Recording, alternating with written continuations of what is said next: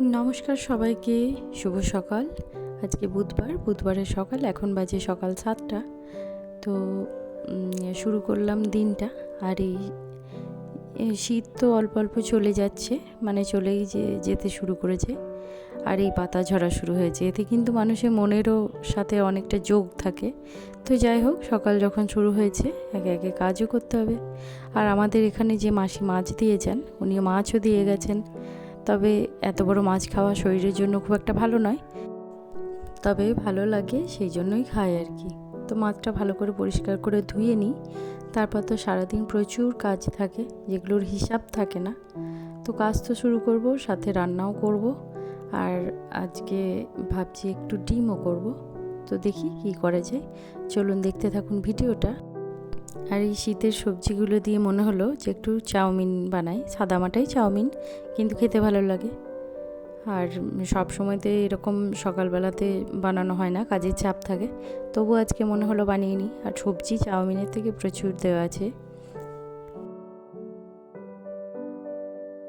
তবে চাউমিনটা দেখতে সাদামাটা হলেও খেতে কিন্তু বেশ সুন্দর হয়েছে।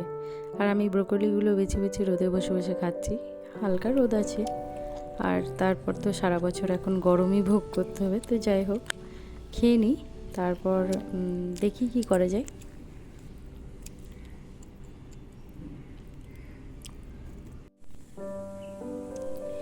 আর এখন এইগুলোকে নিয়ে বসেছি, এগুলো আসলে মেথি পাতা, অনেকেই জানেন, সবাই জানেন, অনেকেই বলবো কি সবাই জানেন।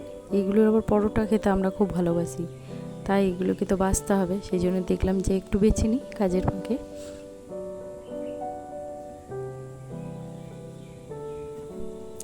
আচ্ছা ঠিক আছে, এবার তো চলে এসেছি রান্নাঘরে। এখন করব ডিমের ঝোল, যেটা বলছিলাম।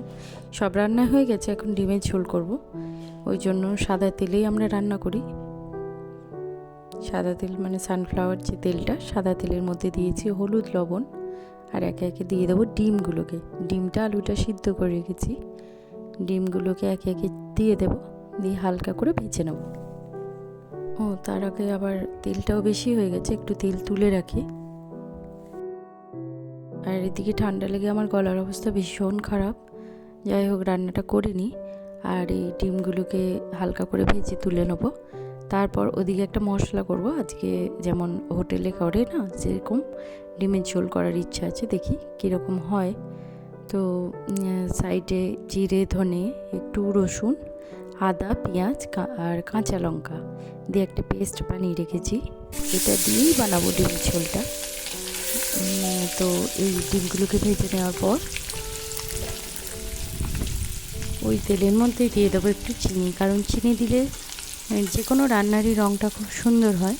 আর তাতে বেশি আমি খুব একটা গুঁড়ো লঙ্কা দিইও না, কাঁচা লঙ্কা দিয়ে বেশি রান্না করি, তাতে টেস্টও খুব ভালো হয় কিন্তু।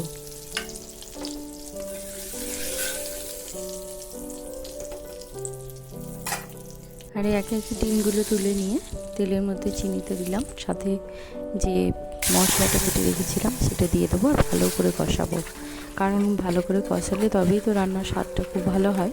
আর অল্প অল্প জল দেব, জল দিয়ে মশলাটাকে কষিয়ে নেব।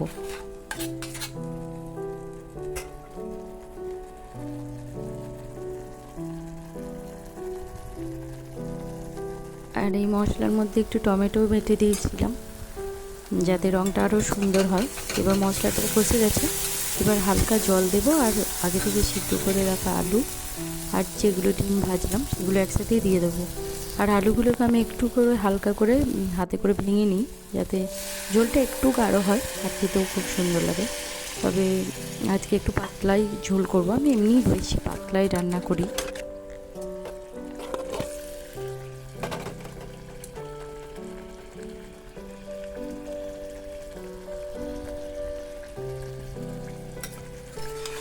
এবার সমস্ত কিছুকে একসাথে মিশিয়ে নেবো, মিশিয়ে নিয়ে একটু কষিয়ে নিয়ে তারপর দেবো হচ্ছে জল ঢেলে দেবো। জল ঢেলে একটু ফুটতে থাকলে তখন একটু ধনেপাতা দিয়ে নামিয়ে নেবো, ব্যাস হয়ে গেল।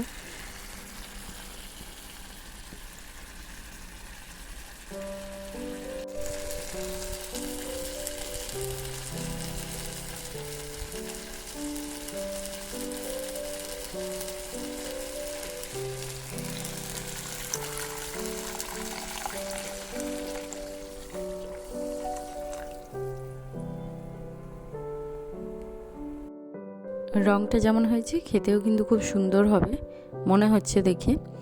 আর এই ঝোলের সাথে একটুখানি গরম ভাত আর একটু ঝোল, ব্যাস আর কিছুই চায় না, এত সুন্দর হয়। মানে একটা দুটো রান্না এরকম করলে এক এক সময় হয়েও যায় ভালো, আর তাছাড়া যত্ন করে করলে সব রান্নাই খেতে ভালো লাগে। আর এই ডিমের ঝোলের সাথে সাথে আমি একটু মাছও করেছিলাম। মাছটাকে একটু পেঁয়াজ কলি, আলু, তারপর একটু টমেটো দিয়ে টক বেশ সুন্দর হয়েছিল খেতে, গা মাখা মাখা ওরকম মাছের একটা রান্না করেছিলাম।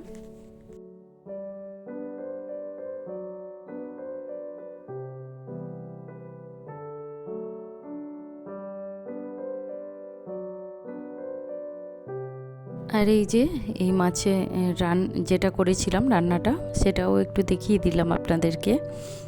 তো কেমন লাগছে আমার এই ভিডিওগুলো আপনারা জানাবেন, অবশ্যই পাশে থাকবেন। আর সবাই চ্যানেলটাকে সাবস্ক্রাইব করে দেবেন, এটাই বলবো। ভালো থাকবেন সবাই। আজ আসি, আবার দেখা হবে অন্য কোনো দিন অন্য কিছু নিয়ে। ততক্ষণের জন্য টাটা।